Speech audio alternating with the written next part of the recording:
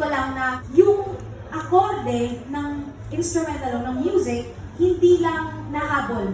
First of all, kasi nakakakaba siya. Kasi ang dami ng rendition na gumawa nitong huling El Bimbo. Pero ayun nga, talaga na-focus ako dun sa puso nung kanta.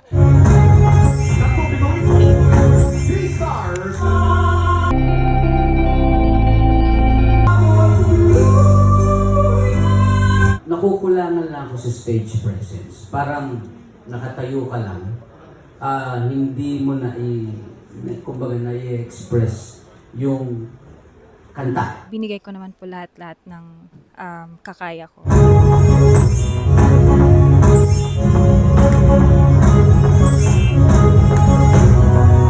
Congratulations, Gregory! Ikaw ang hahamon sa kampiyon ngayon!